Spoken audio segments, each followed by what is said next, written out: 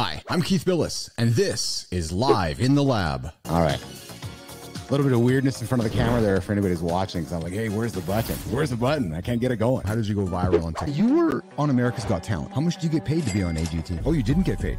Keith and Steve here in Live in the Lab. You're a great interviewer. I love it. 48 miles, 48 hours. And not just once. You ain't seen nothing yet. I hit 50 last time, and I'm like, yeah, things are a little different than they were 10 years ago. So trust me, things are to keep. You have no time for the BS that much of society seems to put on the table. Why is that? Like, what you're talking about is real right now. There's just no bullshit here, but it's just real. We brought you in with some Marley. I said, Joseph, let's talk music for a second. You said, well, Keith, oldies, 60s, 70s, and 80s. I've never talked to a sir before. Why are you a sir? In many ways, we're the same story. I came from nothing.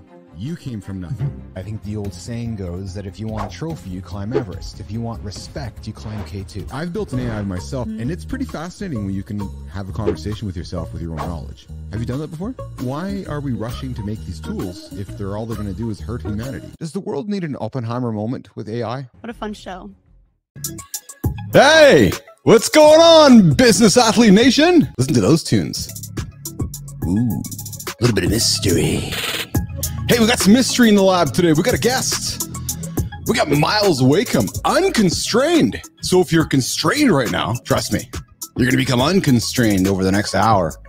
Over this chat I have with Myles, joining us from Arizona, I believe. You know, the home of the original Winnipeg Jets? Yeah, I'm telling you. I'm bringing all these guys in from Arizona. They all want to relive my history, you know. Big Jets fan here. Had Chris McCarthy and yesterday, Ottawa Senator. Sorry, we know Chris is a Senators fan. We don't hold that against him, but you got to check out FanSaves.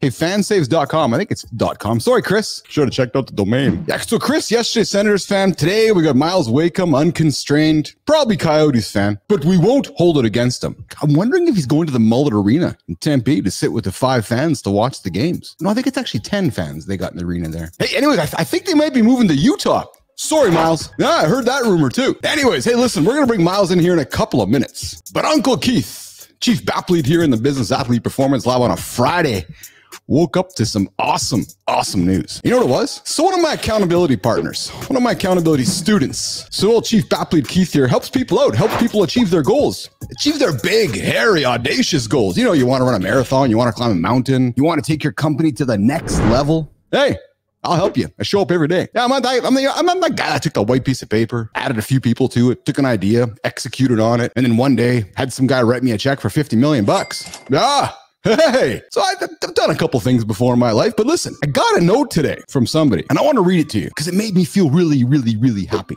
and I want to share it with you guys. So she says to me, and you know, we're not going to name names, but before we bring Myles in, I want to leave you guys what made me feel really good today. My student, my colleague, my partner says to me, Keith, you've been great. I don't need to be coddled or pushed hard. Some people do, but not me. I just needed to find someone who believed in me, didn't judge the goal or question my goal. And that same person legitimately wants me to succeed as much as I do, she goes on to say. And then she says, Keith, and that has been you. You are non-judgy, which is nice. No judgment here. Just grace. Just grace. You haven't questioned my faith. You haven't questioned how I spend my mornings. You are supportive, regardless, which is nice. You treat each day as the goal is reached, so I feel zero pressure. You know, that the 52-day goal, and when we sat down, she had a 52-day goal.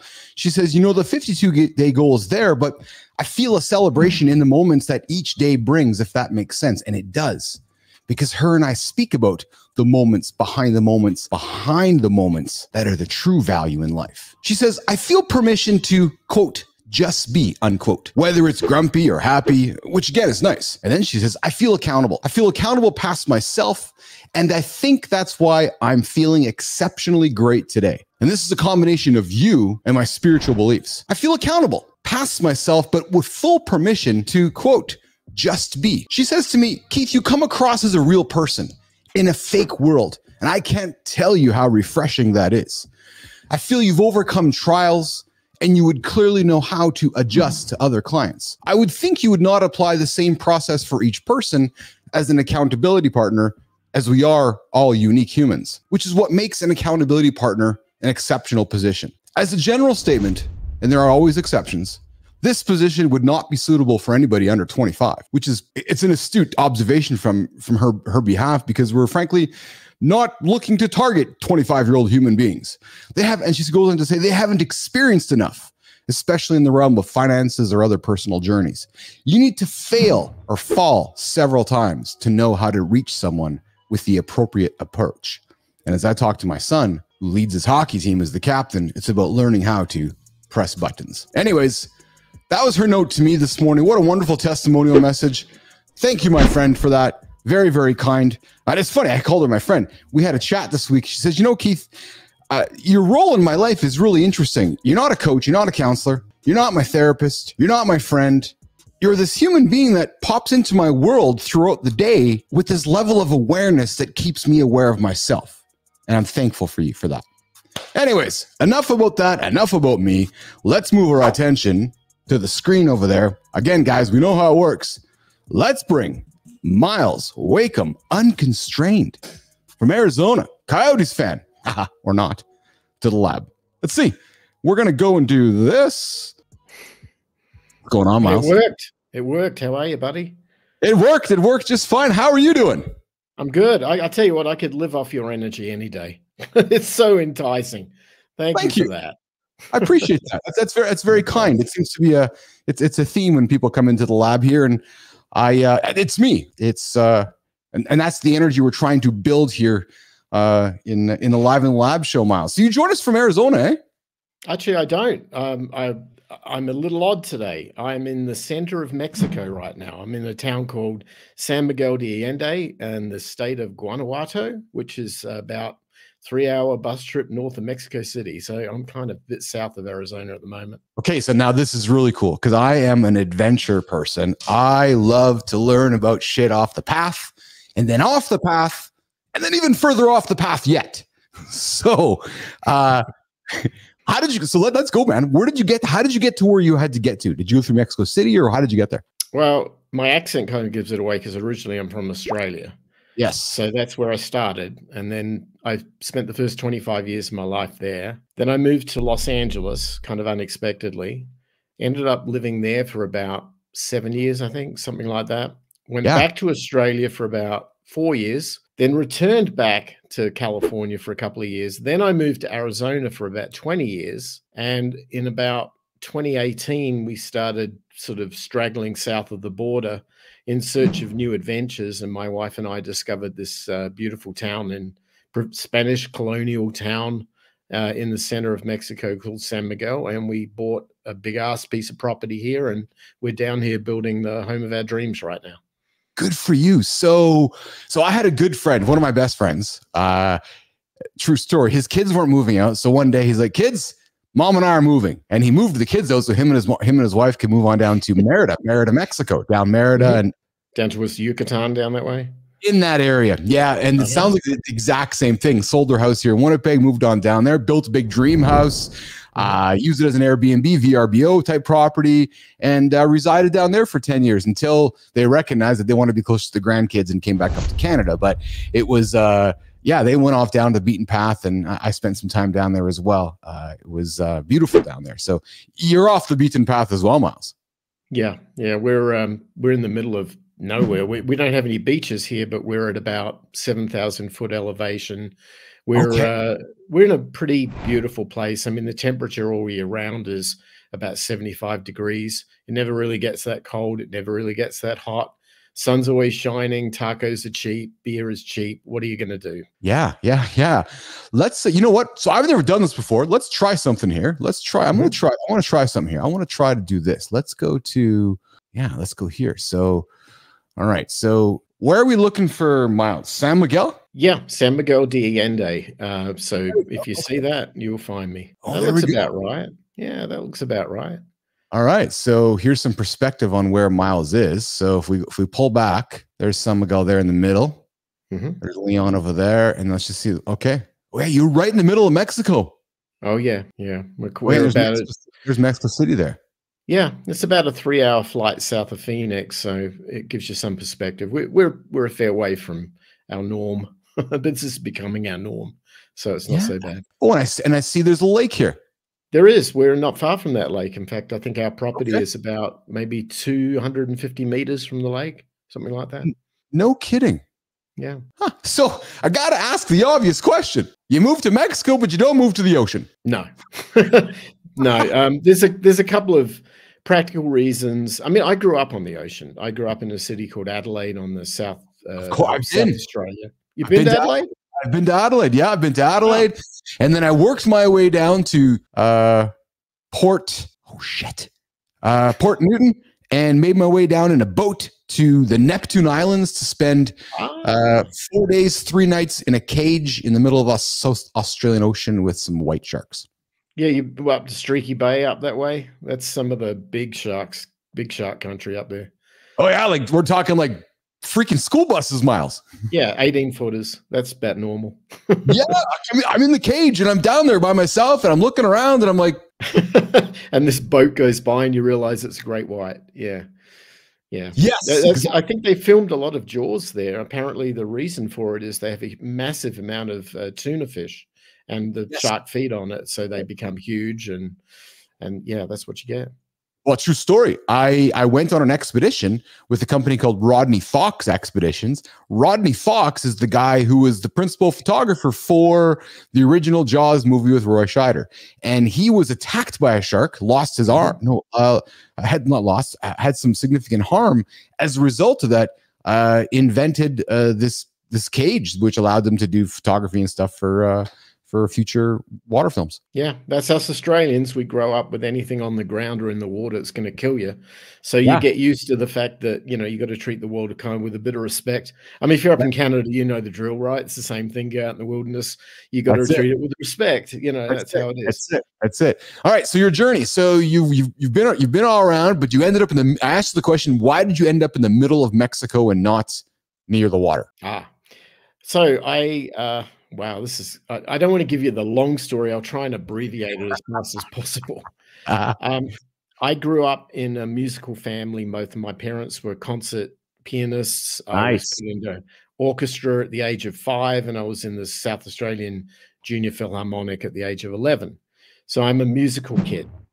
I never finished high school. I actually discovered in the late 70s electronics and computers, and I ended up becoming a software developer, and I started my first software company when I was like 15. By the age of 25, I'd done it all. I'd written software for governments, defense contractors, and I never finished high school. So I'm kind of one of those oddball kids that back in the 80s, I guess at the time, you could get away with that. I'm not sure if you can do it these days, but I certainly. Let's hang on and come back here because I want to talk, because you're saying something right now, which I want to come back to. Keep going. Yeah. Okay, so I left Australia in 25, landed in Los Angeles unexpectedly. Couldn't work in software because the immigration department in the US wouldn't give me a work permit for about 12 months. So I ended up spending all my time walking around the streets of Hollywood, got in a band. The band did really well, ended up getting almost signed to a big record deal. And right at the last minute, one of our band members quit the band and the whole thing went south. And in the meantime, I used the time I was there. I couldn't earn any money, but I had all this technical knowledge and this musical knowledge. And it was just happened to be at the intersection where all the recording studios in Hollywood were moving into the digital world, into computer recording. So I got hired, if lack of a better term, swapping time, if you like, to teach those studios how to embrace technology in the digital frame. And my payment for that was I got taken under the wing of some of the greatest engineers and producers at the time, who taught me how to work in a recording studio and run large format recording consoles. So I ended up. Drop some names for me. Tears for Fears.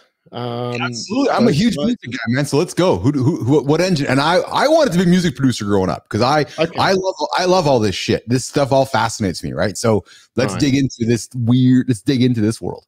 Okay. So what happened is that I got taught the art of being on what we would call the other side of the glass. So on one side of the glass, you've got the talent, you know, with the recording, the drummers, whatever. On the other side of the glass, you've got the engineers and the consoles. And so I was able to fuse this love and knowledge of music that I had, so I could talk to the clients with this technology knowledge that I had, so I could operate the gear. And I was lucky enough to be able to straddle both worlds. And so I was a perfect fit for this. And that's where it really happened for me. So I ended up working more on the other side of the glass by the console because it required more technical attention. Eventually, when I did get my work permit through, I found a day job. I worked back in software, which was, where I could make more money because at this time I had to raise a family and pay the bills and everything. Yes. But I still spent my evenings working in the studio. So I became kind of like what they call, I guess, a house engineer, or the main engineer at a big studio in Hollywood called Grandmaster Recorders. Yeah. And at the time we had a lot of bands going through, like Tool did their first couple of albums, first album there. I got to work with those guys. I worked with a lot of new artists. Sensefield was a big album I did down there. I was right on the edge of doing the second Foo Fighters album. I would have engineered that if it wasn't for the fact that I got a phone call from Australia that my mother had a car accident and I had to fly back to take care of her. So I went back, and I went from a guy who came from nothing, a bag of clothes kind of thing, achieved all this success. And my day job, I just happened to get a gig working at this startup that turned into the world's largest biotechnology corporation that was Amgen. So I got all these stock options when I joined, and then 5 years later, I kind of walked away with like 7-figure incomes, so it was like, this was unheard of. And I was 32 when I left that. So I got there when I was like 25. I left when I was 32. Nothing made sense. I didn't earn it. It was like, I got it. It was just given to me. I mean, I did my thing. I did what I did, but I didn't feel like I earned it. And when I went back to Australia, the strange thing was I kind of lost it all because I got divorced. My wife, gets half of everything, which is normal. And then in the process, I ended up in a massive car accident in the outback, and I was almost killed in that. And the medical costs were supposed to be insured by the government, and they reneged on paying for it all. So I ended up having to foot the bill on everything. And I was in a coma for, I think, 6 days. I was, out, and then massive amount of damage, and, and I had to pay for it all. So everything I made, I lost. I walked away from that, not penniless, but almost. And so I went from zero to hero, back to zero. And then I had to dust everything up and realize that the only person who's going to pick me up off the floor is me. So I did that. And then eventually, 4 years later, I remarried. I met the love of my life, and we had a child, and it was fantastic. And then I realized that my opportunities for my family in the future weren't going to be in Australia. They weren't the sort of things that I wanted to pursue. So I got back on the plane, and we moved the whole family back to California, only to discover that there was no music industry left anymore because Napster killed it. Yeah. So getting back into the recording business wasn't going to work. So I went back into software, and that's what I did for 20 years. Eventually, I realized that if I wasn't going to need to be in Hollywood or in LA anymore because I wasn't doing that, it was better for us to go to a place that was at the time far cheaper. And that's where we moved to Scottsdale, Arizona, and we set up shop there. And we were there for 20 years until we got bored with that. And now we're here. So that's kind of how it worked. Myles, you've lived 5 lives. Oh, it's not stopping either. There'll be a 6th, 7th, and 8th coming forward soon. So my next project makes this one look like a cakewalk. So anyway. Do tell. I'm building the largest private recording studio in Latin America right now. It is huge. The amount of work in this is massive, and it's going to be an exact studio that emulates the original studio built by Sir George Martin, the producer of the Beatles, on the island of Montserrat in the 80s. It was responsible for the last 2 Police albums, Dire Straits, Elton John, Rolling Stones, you name it, everyone was there. I managed to find the guys who built that studio, befriended them, and obtained the engineering drawings for the whole place. Gave it to my architect here and said, build that. And he's built exact replica of that studio. And then I told everybody back in California what I was doing. And the next thing you know, I've got a queue of people who want to come in and start recording there. So the goal is to bring in the talent that normally would be spending big bucks to go to a music city in the States, and bring them down here where the economy is way better, and life is just easier, freer, and they can create without having to worry about traffic and car horns and everything like that. It's just this beautiful, idyllic place, and then I want to be a part of it. So I'm not laughing at you. I'm laughing because when I read the profile prior to us coming on today, I read about the studio, and I got to be honest with you, I kind of had a moment in my head, and I read it again, and then I came back to it a few days later, and I was like, fuck, man, this guy's building the biggest studio in Latin America or North America. No, Latin America, all the way from Argentina on up. Yeah, and that's not me quoting that. My architect researched it and said this is the biggest private studio. I'm sure there's bigger, massive studios for movie sets and sound stages and those. This is a music studio, right? Like this is a music studio, yeah. So, can I offer something for you? I like to make recommendations and suggestions, and I love my audience to make the decisions. But I want to make this recommendation and suggestion, but with a caveat from old Chief bapl and Uncle Keith here, because I want to be part of this. Okay. Can we recruit the Foo Fighters to come to your studio so you can relive what was supposed to happen before Mom got into that unfortunate situation back in Australia? And can I come hang out with you and Dave and the gang while you're making that album with them? Absolutely. If he wants to come down, I'll roll the red carpet out. No problem at all. Like, wouldn't that be fantastic to like, there's a story there, Myles. Like, we could do like behind the scenes, like we could tell a story. There's a documentary there. It could be like the opening of the studio, right? Where it's like a black and white where Myles is in California, both are recorded with the Foo Fighters, and then he gets the phone call and he's got to head back to Australia to take care of Mom. And then you fast forward years later and you see the construction of the studio opening up, and the Foo Fighters are on their next journey with the unfortunate passing of Ty Hawkins a couple years ago, right? Like, it just like, oh my goodness, what a wonderful story it would be to open up that studio in Mexico. Or alternative, I'll throw another option at you. Another suggestion. We go ahead and call Uncle Bono and say, hey man, why don't you come record the new album here in Mexico before you guys go play it in the Sphere up in Vegas? Just a car ride away. I'm totally on board with that. Totally on board with it. So I have ambition and energy, Myles. Absolutely. Dude, bring it on. Bring it on. I'm there. So let's stay on the studio because this is fascinating to me. So is this a build it and they will come project, or is this a build it and I know they're coming project? Okay, so let me tell you a little bit about my education in Australia and why this is important. So there's one thing you learn in Australia, which is if you've been there, you probably appreciate it. But we all grew up by the ocean, and yes. When I was a teenager, I, like all my mates, wanted to go and learn how to surf, and that was a big thing. So I got out there, and I was really bad. I'd get a surfboard, I'd go out there, I'd get beaten up, the thing would hit you in the back of the head, you'd be, and for days this went on and on and on, and I never could work out how to surf. So one day I'm out there, might have been 3 days in, and we're just, we're all idiots. We don't know what we're doing. And you see all these guys surfing and they're great, and you're going, I want to be like that, right? So I'm out there on the wave, and I started realizing this kind of analytical side of my brain came out. And I started realizing there were patterns in the waves that came in sets, and that the energy of the wave was way, way bigger than I was. I mean, it's the energy of the universe, right? They're powerful. How do you become synergistic with it? How do you not become an adversary of it? And I started seeing how you do it. And the way you do it is you get in front of the thing before it's on you. You start paddling, and it sees you as not an adversary, and it kind of picks you up. And then when it picks you up, it transfers its energy to you, and you get the ride of your life. And when I got that, I thought, that's the way the universe works. If you're ahead of the curve and you're prepared and you're paddling, the curve will pick you up, and you don't get much of a say in the matter. It just does.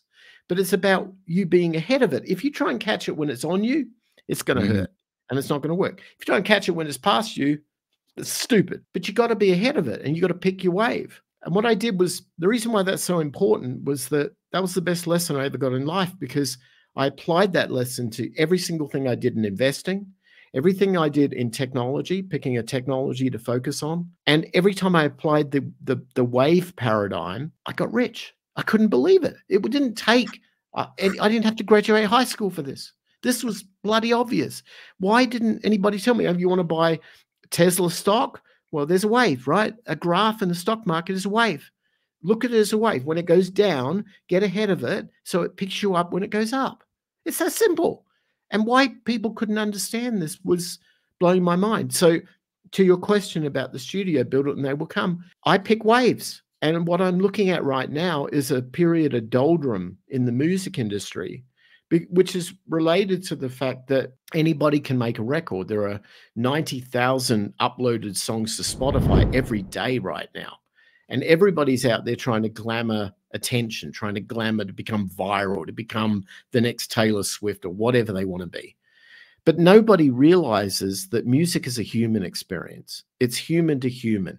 If you tell a story and people empathize, they connect with it, it will resonate. It resonated with jazz in the 40s. It resonated with Bob Dylan in the 60s. It resonated with Led Zeppelin and eventually the 80s and the 90s. All the bands I've worked with, they tell stories. The problem is that nobody is scribing it. They think that they can tell a story into their laptop and that it will work. Maybe, but it's about the story. And what they need is a producer to motivate them and an engineer to capture it, which I do both. And they need somewhere to go where they can tell their story authentically without distraction. And if they can do that, they will be the next big thing. And it's just a matter of time. And the problem right now is musicians can't make any money. We don't make CDs anymore. They don't make mechanical royalties. They're out there touring 300 nights in a bus to try to get attention in clubs. How do you tell stories when you're doing that? You might once in a while capture somebody who connects with you and wants to buy your merch and whatever, but you can't, you're couch surfing for the rest of your life. I've got a studio here which doesn't cost much to run. I can punt on an artist that has a story. All I got to do is find them. Funny thing was, I discovered that a lot of the artists here in Mexico and in Latin America were not corrupted by transactional economies like the United States or the UK or Canada or Australia or wherever. They were more about art first, money second. And you should hear their stories. Oh my God, it'll make you cry. And the second I can capture that, it's a done deal. That's how it works. Oh, Myles, dude, what do we have, an hour today? Can we have like a week? Can I come move in with you? Oh my goodness. Yeah, my head is just, so you've hooked me. You've got me. And what I mean by you've got me is I'm drinking the same Kool-Aid as you. And let me explain. What you've just said is exactly what I'm trying to do with my show. My show is admittedly kind of old school talk show, but I'm trying to tell, it's not 30-second sound bites. It's not TikTok flick to the next. I'm trying to create a Letterman. I'm trying to create an experience. No, I'm not trying to be Letterman. Don't mishear that. But I'm trying to sit with my guests for a period of time and tell stories and get to know them and learn about the moment behind the moment and learn about the guy who's building your studio. He's probably got a story to tell, right? And so because I get frustrated in today's world, I understand it that it's a flicking world, right? But I think what you're saying, like I am betting on, and I'm saying is that the world always goes back to what we know, right? Netflix is the new cable channel. Netflix is not what it was when it started. Netflix is now just HBO, just disguised on something else.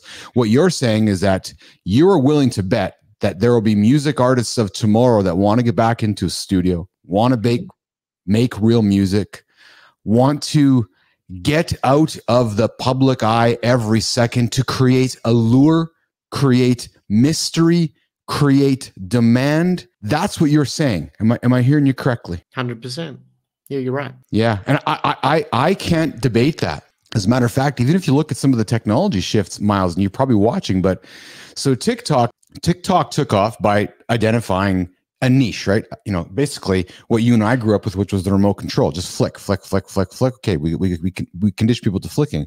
But you probably saw the announcement yesterday, like I did.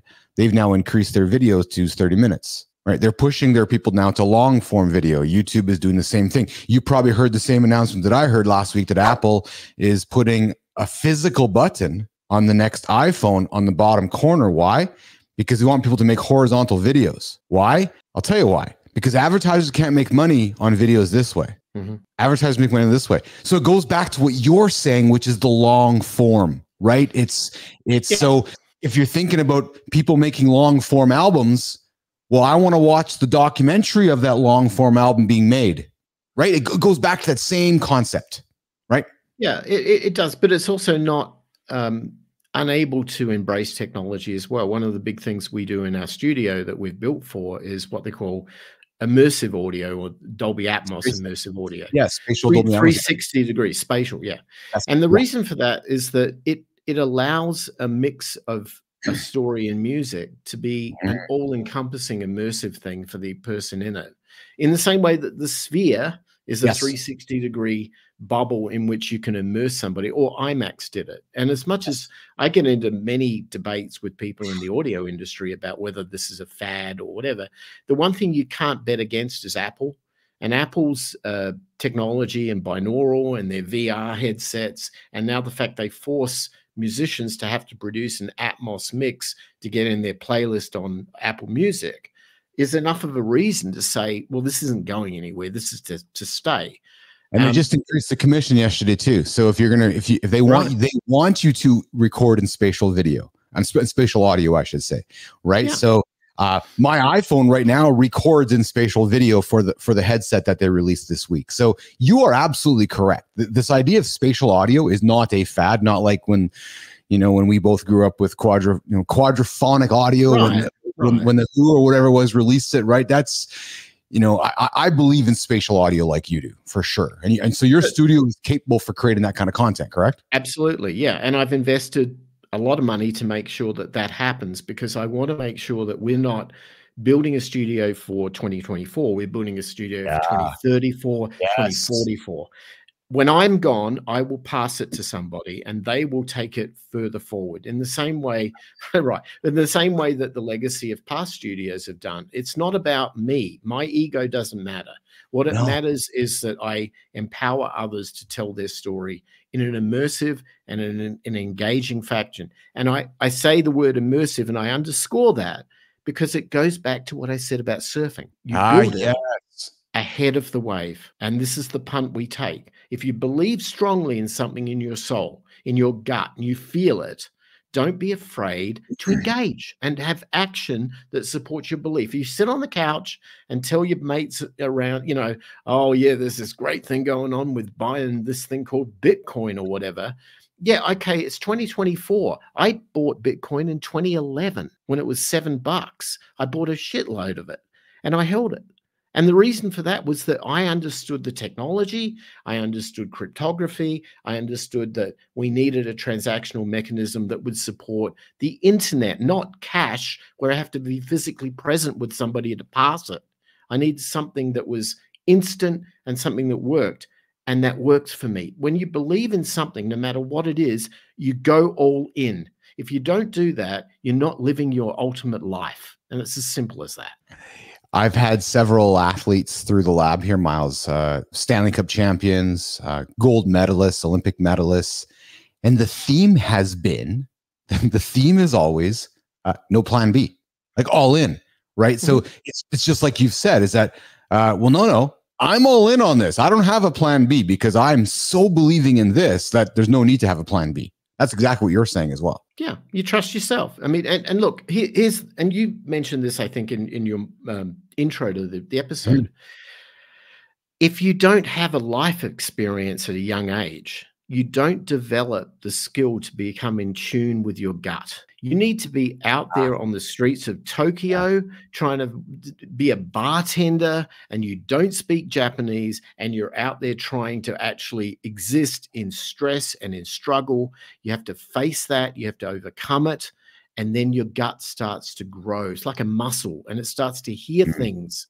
And all of a sudden, 5 years later, 10 years later, with enough of those experiences, when you see an opportunity come by, you're like, I feel that. I'm in on that. And that's when you get the big reward. Otherwise, it's just roll the dice. It's a gamble.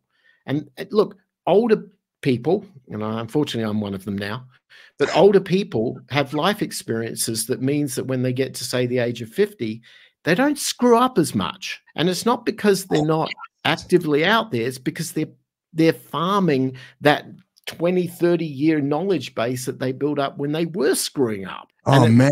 Today you build that, you've got a wealth, man. Myles, from my accountability testimony message this morning to you telling me that, so I'm going to be 52 next month, to you telling me that, like I'm on the Like shit's going to get easier for me. Oh man, like what a great day so far. It is. I mean, for the amount of effort that you'll have to energize into something you do now, you'll probably get a 5-time return on it versus if you were 22 and you did it without all of that back end knowledge, you'd end up doing it, screwing up, doing it, screwing up, doing it 5 times over, and then maybe you'll get a benefit. Now you don't have to do all that stuff. You just get the benefit.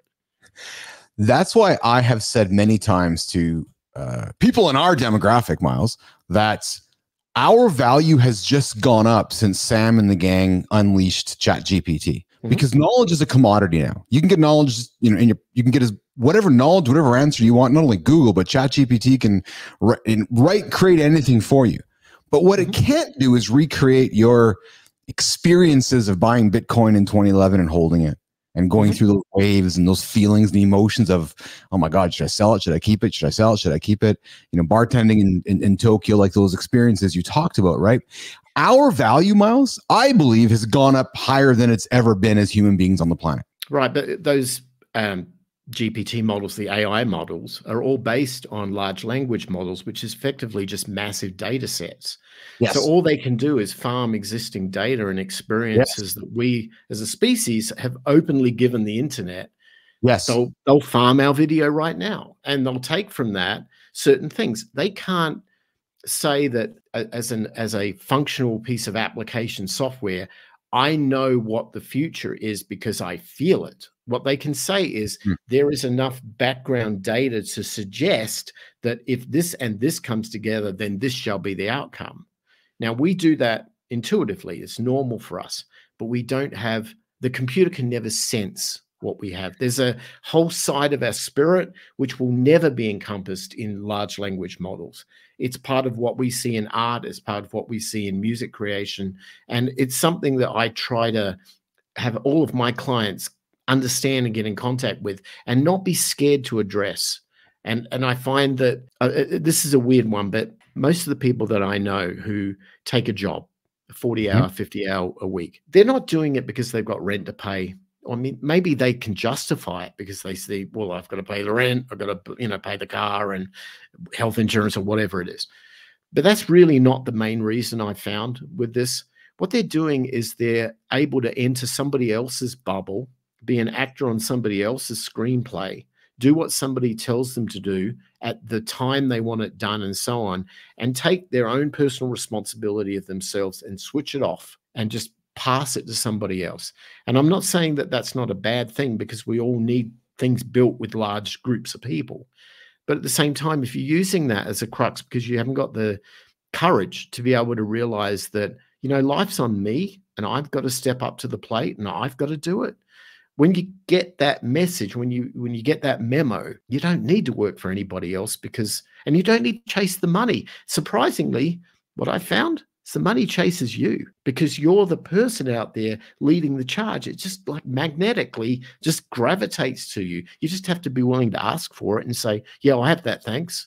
Or, you know, I can do that for you, but it's going to cost you, you know, okay, fair. That's only fair. Well, and I think you're stating that in a roundabout way, Myles, as you build your studio, because you know the money will follow the studio, right? So you're building a great product, you're building a great experience, and you know that the money will follow it. Right. I mean, people want the adventure. I can tell somebody about what I'm doing, and they'll see it from their own perspective. They'll say, you know, there's a void in my life right now. I don't have a mission. I don't have something that gets me out of bed in the morning and makes me engaged. That guy seems to have one, and that guy has one, and that guy has one. And I like where that guy's going. I'm going to listen to that, and I'm going to use it to help me develop my mission. Once that mission is developed, they're going to need somebody like me and somebody like you. I mean, this is just how it is. Our job is just to take these unpolished stones and dust them off a bit and go, here you go. What do you want to make of this? Myles, it makes me wonder, you know, and let's get all therapeutic for a second. It makes me wonder if you achieving that success at such a young age in your life, and I'll use your words, recognize that you didn't earn it.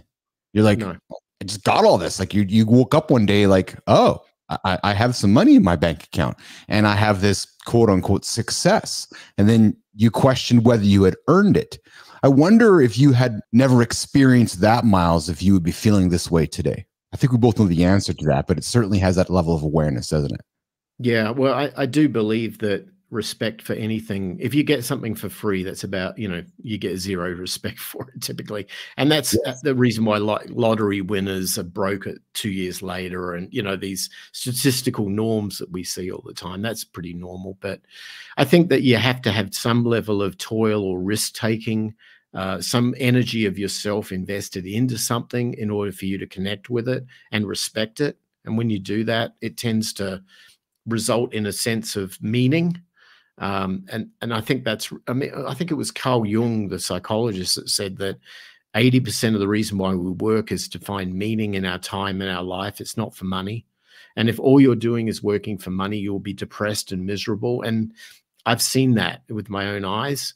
I think we all need to actually find our purpose. We need to follow it. And part of that means that we have to insert ourselves into something and be willing to shoulder the burden of risk. And if you don't do that, yeah, you feel like I did. And that is, well, I just took a job and got all this money. It's like, well, that's great, but didn't last very long. It was a lottery that I lost. And it wasn't because of what I did. It was because I don't know, maybe people around me saw that as their lottery that they should have. And I'm like, whatever, let me just get back to making music or writing software or helping somebody out. I mean, that's all I wanted to do anyway. There certainly is a theme, Myles, of people that have come through my lab, of people that react to life and wonder how to get to where you have been, or perhaps what I have done. And then there are those that just proactively live life. And I got to tell you, because I do the show every single day, I've been doing that for a few months, and I've met tons of people like yourself, and these constant themes are fascinating to me. Like, it's just this, like you wake up every single day with a clear purpose, a clear mission, and you actively chase and live life. I can tell. That's just what you do. It's what you do. Right. Mm-hmm. Yeah. It's and I connect dots. Not everybody though. Right. But I connect dots because I realize the one power that we have. This is really valuable. I've learned this one. There's one of you. You have a finite, singular, myopic amount of time. You don't know how long that is, but there's one of you and you have time. Yes. If you want to do things that are beyond you, you have to scale, meaning that you either have to employ other people to do things, or you have to do things with far more efficiency to be able to get the power of 10 of you coming out of one of you. So you invest 1 hour of time, you have to have 10 hours of output from that. Those things are really important because once you understand the power of the tools that we as a species can create, we are, as human beings, the only species on this planet that are tool makers. And that's why we are an apex predator now, because it's not because we're the biggest and it's not because we can beat a shark. No, we can't. Shark will kill us. But what we know is how to build a cage, and we know how to go in there and build a weapon, and we know how to build a shield, and we know how to build. And that is why we're the apex predator. We've learned how to scale ourselves. And because of that, we can create huge things, exponentially huge things. But at an individual level, we also have to learn that we are most important, that we have to scale ourselves. And I learned that lesson probably about halfway through my life, that if I wanted to actually succeed and not lose all my time, my one and only life, my one and only myopic amount of time, I couldn't give it to somebody else who would just treat me like a pawn on their chessboard. I had to start realizing that in order to get output from my life, to get my time back, I had to buy assets.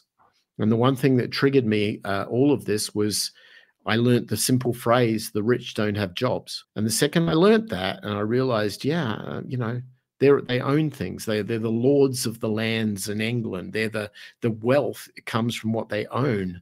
If you can own something that you can get yield from it, like a farmer farms crops, like a real estate investor gets rent, like a dividend stock investor gets dividends, then all of a sudden that yield pays your cash flow and you get all your time back. That was critical. When I learned that lesson, I started realizing that it's not about me. It's about what I can control and what I can own. And once those things are in place, and I'm not trying to be greedy, I'm trying to be sustainable. I just want to be able to have enough money coming in that can pay my burn rate of what my expenses are going out, because the ultimate profit from all of that, I get my time back. And then I can go on these wonderful adventures and travel around the world and do crazy stuff because I don't have to worry about the bills. I mean, the investments cover me for my journey of what I want to do in my one and only life. Inspiring, Myles. Inspiring. When's your studio opening? I'm hoping by the end of this year, by the end of 2024. I've said that before and been wrong, but we are so far in on it right now that we're doing it. We're also, I mean, the property is an acre of land, and half of it is the studio, and the other half of it is our house. So I didn't want construction going on while the studio was active, and I didn't want the studio construction going on while we were trying to live in the house. So I'm trying to get both done at once. So I'm saying end of this year conservatively, but you know, I plus or minus 6 months, I guess. I don't know. My friend, as I mentioned at the beginning of our discussion, built his dream place in Mexico, and I recall laughing with him, as he called himself a gringo, that time was not really what he was used to when he worked in Canadian or North American culture. So when I asked him, so when's your house being done, Chuck? Well, I'm not sure. Maybe sometime in the next 6 to 9, maybe 12 months. Depends if they show up tomorrow. So I'm suspecting that might be kind of reading in between the lines of your experience as well. Yeah, I mean, in the local dialect, to answer that question, it would be mañana, right? Because mañana never comes. So your project must be a substantial economic boost to your community. I hope so. I have been relatively covert about it. I haven't really gone out and told. I mean, look, people who know me and know why I'm here, they know what I'm doing, and people in the musical community here in San Miguel know what I'm doing, and that's fine. And people that, you know, good friends of mine back in LA, they know what I'm doing. In San Francisco, they know what I'm doing. Yeah. But until I've done it, I feel it's disingenuous for me to go out there and promote, you know, vaporware, if you like. I have to deliver it. Yeah. So once that's happened, then I'll take it to the next level, and I'll probably engage a marketing agency and do all of that. But prior to that, I'm trying to just focus on, let's just get this thing done so that we have something to really talk about. But meanwhile, gear is coming down. I'm freighting in a lot of vintage gear that I've been able to find from travels around the world, and picking up little pieces that are really important, little pieces of history, and making it a part of the studio. And, you know, that's been exciting. Will there be a certain analog component available to an artist if they want to come and record in the studio? Yeah. Yeah, I bought one of I think there are only 3 of these in the world right now, but I bought a Neve console from the only other one that I know of. Well, there's one in Dublin, Ireland, that a friend of mine has in their studio, and there's one in Muscle Shoals, Alabama, at a studio there called Fame, which is noteworthy because that's where like Aretha Franklin and Otis Redding and all those guys came from. I have the same console in my studio that these guys have, but other than the 3 of us, I don't know of any others in the world. And that's to be able to connect our history and that organic analog sound, which is what I was originally trained on, with the newer digital technology and Atmos and everything else. And there's a constant theme of that going on in the studio. In fact, if you'll allow me, I'll show you something. Okay. Yeah, absolutely. 100%. I always got time for show and tell here in the lab. We are hanging out with Myles Wakeham, joining us from San Miguel, Mexico. We are talking music studios. So he's recreating, while he's getting himself set up here, he's recreating the famous studio that Sir George Martin created for the Beatles. So he's doing this in San Miguel, and he's doing us show and tell right now. So let's see what he's got. Oh, hang on a second. Sorry, I got to get these headphones back on. All right. Oh, geez. Sony and their headphones, I'll tell you. Okay, sorry about that. I'm sorry. You asked a question. Let me get that first. No, I was just telling the audience what you were doing. I just was reintroducing the show here. Yeah, I was just doing my hosting stuff. All right. So let me show you something. Please. This is from 1971. This is a Neumann U47 microphone. They're very rare. I don't know how many of these are in the world. They're made in Germany originally, but they're very valuable because they're very rare. This microphone is particularly important and precious because it was used for every single AC/DC album for Bon Scott, the late Bon Scott, from 1973 until 1977. Every AC/DC album, he sang into this microphone. Come on. Dirty Deeds, Long Way to the Top, Highway to Hell, all those songs, that microphone. And that's not the only one.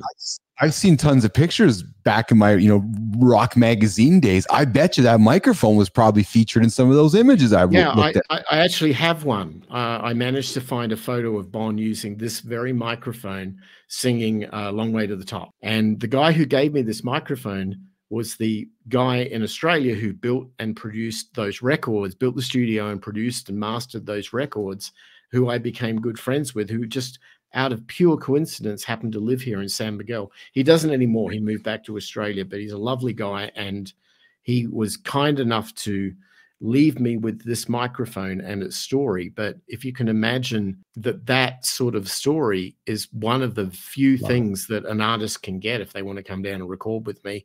They can sing into Bon Scott's microphone if they want. So there's lots of little bits like that. That's really cool.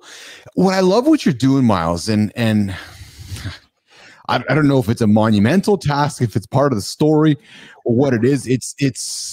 I hope you're able to successfully get your narrative out into the marketplace so that future artists can understand the importance of what you're trying to do. Do you know what I mean? Like, you could have the greatest building in the world, but if no artist is like, I don't want to go record that, I don't care about Bon Scott. He's some ancient guy who recorded some old music that I don't really care about. I'm hopeful you find just one artist that comes and cracks the door open on that place and becomes your Aretha Franklin, becomes your AC/DC, becomes your pick an artist that record, your Beatles. Yeah, no, you're right. I would love it if there was some way that an artist so I mean, let me explain this a bit. When I moved to LA in '89, as an Australian, I was very blessed and lucky. There's a thing, I think Warren Buffett coined the phrase of the what was it? Basically, it's like you have no control over where you're going to be born. You could be born in a tribe in Namibia, or you could be born to a wealthy family in London, or royalty or whatever. It's a lottery, the Ovarian lottery. That's what he called it. And I think that it's true. I was lucky enough to be born in the Western world in a country which is pretty friendly to most, and we had a reciprocal travel visa program with the United States. So I could walk into LA and get like a 90-day visa to stay there. And I couldn't work, but I could enjoy the country, go to Disneyland. I could do that. I'm living in a country where the people here never got that. They never got that chance. They were considered the illegal alien. They were considered the restless refuge, and yet in their own country they were some were living in abject poverty, but many just wanted to feed their family and give them a better shot in life, just as I did, and just I'm sure as you would. And I got that chance because of where I was born, not because of anything I did, but because of where I was born. What I want to do is I want to give back. I could go to Hollywood and be trained in that, but my friends here, my Mexican friends, couldn't get that opportunity. But what if I brought Hollywood to them? What if I could take the best of what I learned and build it here and then start training them? And so part of what I want to do is to give back and create an institute of recording engineering that can take my history and the history of these and also the future and bring them in and train them so that they can then take the torch and then go ahead and start creating their Foo Fighters, their Beatles, their Led Zeppelin. And that then becomes the story for them. And hopefully they can sell it up north and we want to hear it too. And that would be my ultimate goal. Myles, how are you taking all that knowledge in your head and monetizing it right now? Are you? I would do it on the back end, not the front end. In other words, if I am willing to invest in an artist that needs some help and doesn't have capital, because few do, yes, I may share in a publishing agreement with them after the fact. So if their work succeeds, we both succeed. It's Yes. very similar to how a venture capitalist would fund a startup. They I work on the see. basis that you fund 10, one of them is a big hit, and 9 of them you're probably going to lose money on. But if you don't have the numbers and the volume, you can't get to the point of funding Google or funding Netflix or Yes. Tesla or whatever. Yes. And that's kind of how I look at it with artists. I'm going to just do a lot. I'm going to do a lot of volume, and I'm going to hopefully have one of them walk in that is the next Elon Musk or whatever of Yeah. their industry, and that I get to ride on their coattails because I help them get to another place. I add some value and they return that back to me in perpetuity. So that's the goal. Of course. I asked the question because I read an interesting article this last week, or, you know, and this, it was positioned as every human being has about $100,000 worth of knowledge in their head that somebody else will pay for. In other words, there's an engineer right now that's listening to us that's going, oh, I wish I could just get what Myles has in his head and he can teach me. I just would love to have his knowledge and experience. And, you know, I don't want to go to school for it. I just want to be able to get it from Myles' head. And that's why I asked that question of you, because I think that you could create courses for the knowledge you have in your head, for lack of a better term. I could. There's a long-standing tradition in the recording industry, particularly in big production cities, of apprenticeships and internships. Yes, yes. And it's not uncommon. You know, I was lucky to kind of jump the shark on this, but it's not uncommon for people who enter into that industry back in the day when studios had budgets and a lot of work going through them, that they'd go in for 1 or 2 years as an unpaid intern, cleaning the toilets and getting coffee for the clients and bringing back the pizza. I mean, that was their job, on the pretense that one day the main engineer gets sick and this person's got to sit in the chair and take it over. That's how this industry has always worked in the past. And so I tend to think that maybe I have to be somewhat respectful of that. Yes, because interesting. you know, it certainly should be the case in the future as well, that maybe that I've got to do something along those lines, because I won't be able to do all the work. I need help. And so if I can grow my own interns and grow my own second engineers and then eventually promote them up into first engineers, then I can do what George Martin did. He didn't run the sessions at Air Studios Montserrat. I know. Yes. He lived up in the house and let other people do the hard work. They just called him when they needed him to add inspiration or direction to something. Yeah, yeah. Myles, before we wrap up, man, I can't believe we've been talking for an hour already. I've thoroughly engaged and very much into this. I recently had a guest on my show, somebody who's been in the music, the booking, the promoting industry for 40 some odd years. He's booked some of the world's biggest artists here up in Canada, across the country.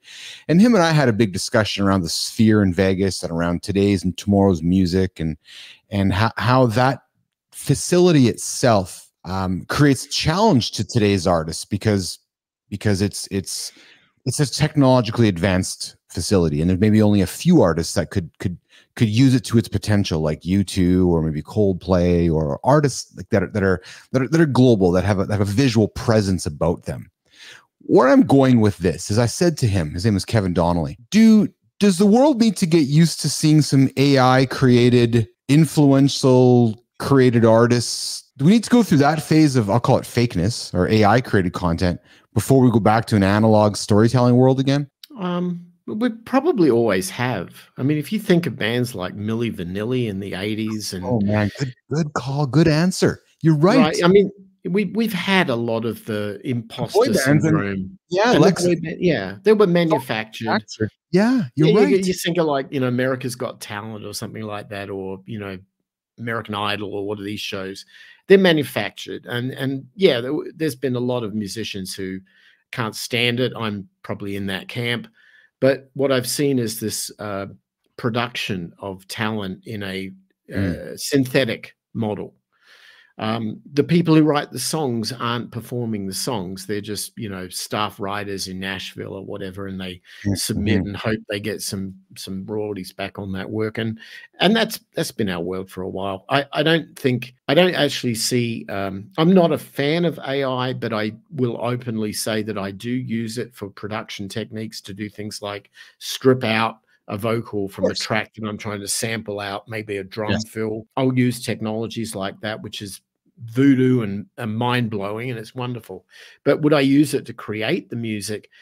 I like I said, I look for stories, and I don't Yes. think that I think the computer is a product of us. We're not a product of the computer.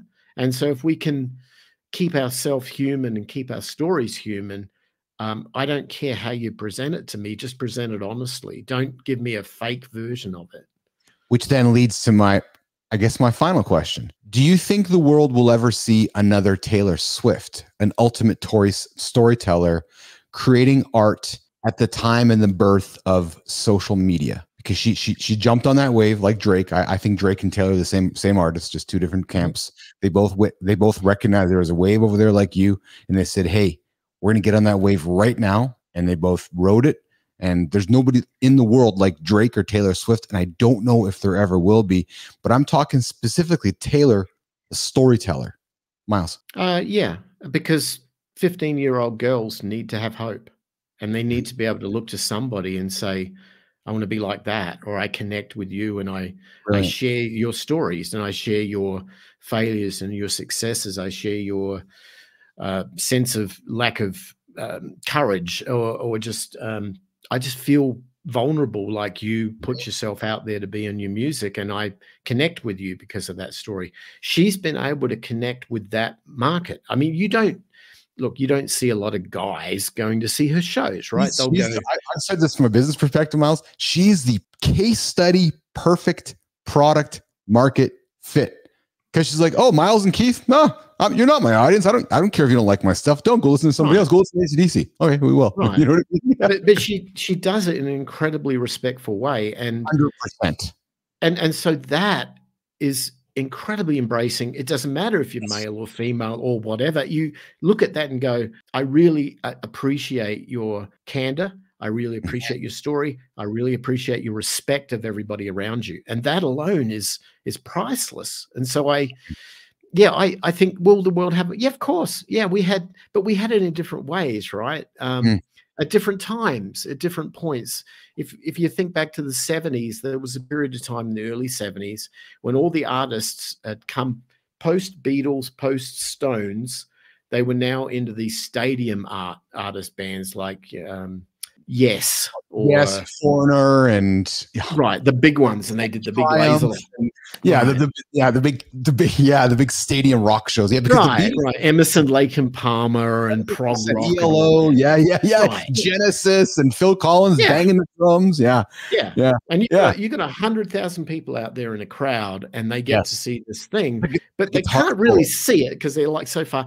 And eventually they realize that they're not speaking to them. This is just an effect. It's like that. It's not a fad, but it's an effect that I'm going to see. I'm not hearing music. I'm not hearing organic folk music or anything. I'm hearing, this production.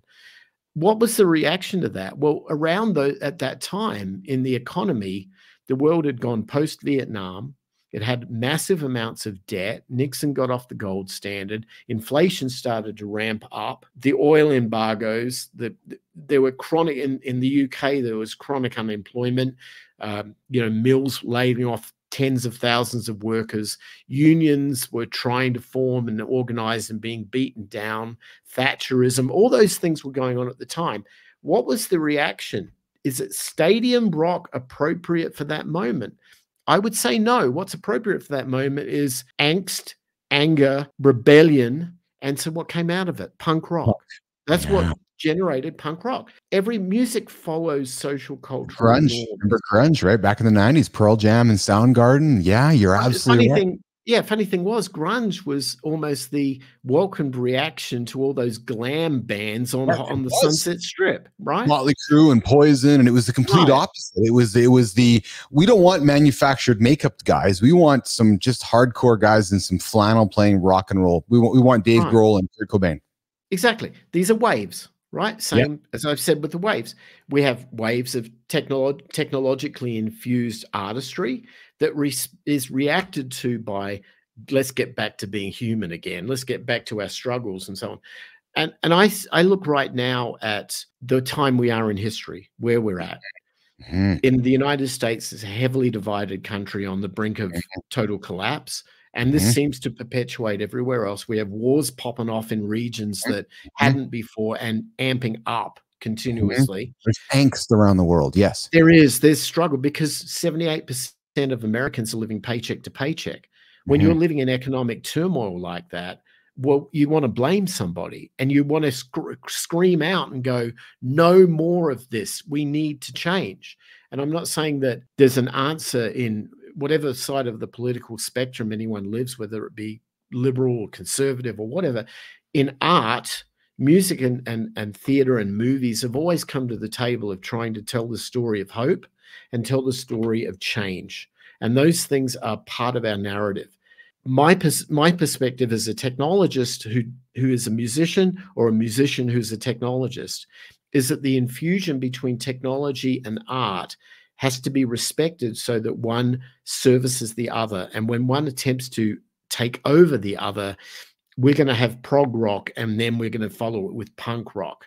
And that's going to be our normal next 5 years. And so where is punk rock? It's organic, it's humans, it's old school, it's just raw. And I want to be able to capture it. So that I kind of is part of the narrative for all of this. But we will see that change. Look, I was at CES 2 weeks ago in Las Vegas.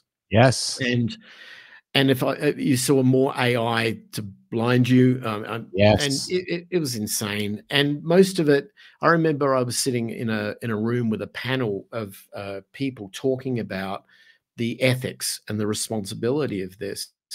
And of all things, of all of the 5 people that were from the IEEE, which is like a big engineering society that responsible for so much of the technological standards we work with now, every single one of them were up there and they had a negative position on AI. One lady said, she was a psychologist from Georgetown University in Washington. She said something incredibly valuable. She said that psychologically, there are studies now that are showing that there is a lack of emotional development from people aged between the age of 15 to 23, that they have not developed anywhere near the pace emotionally that previous generations have. And I think that's important because what it's saying is that those people whose attention has been focused into the little shiny black mirror device that is their phone don't have the emotional capability of embracing the changes in society, which are normal for all of us. And that means that there is a delay in maturity. So you might find people back in when they were 20 buying records, CDs or whatever back in the day, those people will now be 28 and everything will be fast forwarded 8 years in terms of development. That gives a musician a lot longer runway at a young age to be able to build a career, because there's a lot more of their music will be consumed for people later in their life than they have in the past. So these are all factors that are all part of, what I do and what I think about all day long. Which makes sense, Myles, because humans are also living longer, right? So we're theoretically, yes. we have our challenges in the US on that one, yes, but yes. But there's discussions around, is the planet ready for more humans living to 100? Because it's happening. More and more people are living older, right? So and biotechnology and medicine is making people live longer. So it seems to make sense that emotional maturity, or whatever you'd want to call it, would be delayed a number of years because 21 is not the same. What you're saying to me is that 28 is now the new 21. Correct. That's exactly right. Yeah, and kids are going to live at home longer, right? Which is exactly what's happening. Yeah, delaying. Yeah. Everything's delayed. I find dude, you're fascinating, man. Hold on a second. I got to address the audience here for a second because, hold on. So, audience, you know how I have favorite guests.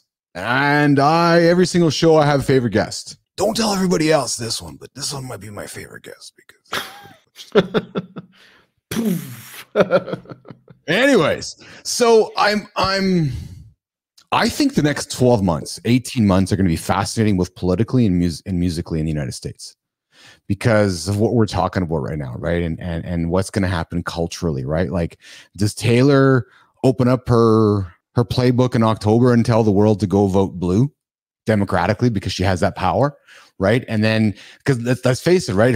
There's There's conspiracy theories that, if you look at where she's ending her tour and you look at where things are wiling up, she'll have the ability to have massive influence on that electoral vote in November of next year, which then makes you delineate art into it, right? And the kind of music coming out next October and next November, and then how culturally what happens if the Republicans win and Trump comes back in, and some authoritarian type policies come in, and do people become angry in the US and parts of the world? Do we merge with prog rock or punk rock? And it's fascinating to me, Myles, because I can see it. It's the replay of history, isn't it?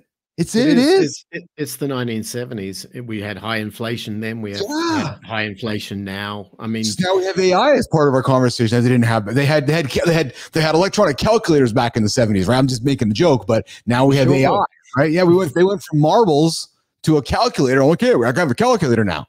Right now, the big housing crisis in 08, we had Google. Now we have AI, but yet the things around us are all the same. They do. I mean, things go in waves. They cycle. It's the way of the universe. Everything. I mean, the one thing that's true here is polarities. Like you cannot have positive without negative. If you do, the world would spin off, and we wouldn't have a repetitive cycle in our planets. In the same way that you can't have just conservatives without liberals. You can't have just liberals without conservatives. 100%. Yeah. Right. And if you think of it like electricity, alternating current. And it's the same in sound waves. Sound waves are resonant because they go up and down. It's the phases that we work with in sound. And these phases are the same thing that happen in all forms in the universe. It doesn't matter where you are. And if you understand and respect that, it's not the entire narrative to how everything works, but it sure as hell works really well in money. I know. Yeah. But what I don't like, Myles, and I know we got to go here, so I'll wrap this thought up. But what I don't like is the world seems to be moving in a direction, or it has been for the last few years anyways, of we all got to get into our own echo chamber and like what each other's saying. Because heaven forbid we're going to disagree with something. Heaven forbid we can't have a human dialogue and recognize that you have your fears as a human being. I have my fears as a human being. I put my pants on the same way that you do. Just because you think the sky has a different color of shade than I do doesn't mean that we have to hate each other. Yet that just seems to be a narrative unfolding around us, which is, I don't agree with you, Myles. You're a jerk. See you later, man. Instead of, hey, let's talk about this. We can't look into each other's eyes when you're posting a comment on the bottom of a YouTube feed or an X or Twitter response. I mean, we are isolated. We're not connecting at a human level. We're not understanding and empathizing with the other person. You might not agree with their situation, but I'd like to at least listen to it and maybe try to understand it. Yeah. And then maybe at that point, I still may not agree with it, but I'm going to be respectful. I'm not going to say you're a jerk. I'm going to say, I don't actually agree with that. I believe this. However, I respect your ability to say it. Yes. And I've enjoyed you presenting it to me because it's helped me think things through and understand. We don't have those conversations. We stopped having those when we started texting rather than phone calls. You know, all of a sudden we all retreated into our corner. That's why I've gone, and that's why I've created this live show. So I purposely haven't created a podcast because I wanted to create something that could have error, which is live. So that's why people go to live sports, live concerts. There's something magical about live recording, like I said to people, like, why are you going live, Keith? I'm like, well, why not? I'm recording anyways. And for me, being live is an accountability metric. If I say something that I shouldn't say, well, I can apologize for it, or I can take ownership of it, but it's an accountability metric. But what it also does for me too, is it says, hey, I'm showing up live 7 days a week at noon Central Time. That is publicly stating my ambition, and I'm holding on to it. But I bring this up because that's what I'm trying to do in this show, is have good, interesting debate with people, and that we can have honest dialogue back and forth. Yeah, let's not be jerks. It's not going to win. We're not going to win anything. And if we were to win something, you wouldn't want what you won, because you end up with this world of like everyone agrees with you, and it's like, oh, how boring would that be? I mean, that's it. Hey, Myles, I've thoroughly enjoyed our conversation. Is there anything that I have not asked you about? You want to make sure the world knows about, the public knows about, get it onto recording right now. But I know you have your podcast. It is at beunconstrained.com. Here's your chance to throw it to the audience. Anything that I haven't promoted or talked about on your behalf before we say goodbye to the world. No, I think we covered Pretty much everything. I mean, the only thing I would say is if anybody wants to follow my ramblings and my adventures in more detail, they're more than welcome to come to my website at beunconstrained.com. I do a podcast every week called the Unconstrained Podcast, and it talks about topics that we've spoken about and many, many others that I encounter just in daily life. And for some reason, I've been able to get 230 odd of these episodes at this point of just things every week that I see that turn into an hour-long editorial of this or that. And it's not political. I don't try and play that game. I'm much more of a pragmatic person. And I'll just say, have you thought about this? Have you thought about that? What about this concept? And it's engaging. So we have a good growing audience. I'd love more people to come and discover it. Beunconstrained.com, guys. And it sounds like Myles is probably drinking the same Kool-Aid that I'm drinking here. So I would invite you guys to check it out. As you know, here we offer suggestions, recommendations, pragmatic approaches. We welcome liberals, we welcome conservatives, we welcome everybody to the lab. We want to have a good, honest, open dialogue and have good discussion. Myles, thanks for joining me. Will you come back again? Absolutely. Anytime you want. That'd be awesome. So I'm going to throw you back in the green room, walk, and then I'm going to say goodbye to the audience and come back and walk you out. Okay. Thank you. All right. Hang tight. All right. So there was Myles Wakeham. What a great discussion today. I'll be honest with you guys. I didn't know where it was going to go. I had my background on Myles. I had a number of questions in my head that I wanted to ask Myles, but I wanted to get into the studio. And the fact that he brought it up, I was like, all right, here's my door. Let's open it wide open. Let's get into music and culture and that studio he's building and get into the mind of Myles Wakeham. So I thoroughly enjoyed the chat. I hope you guys did as well. This is what we're doing here. Long form, interesting conversations with interesting people. We do it 7 days a week. We go live in the lab Monday to Monday at noon Central Time. I'll see you guys tomorrow. Have a good one, and I'm out of here.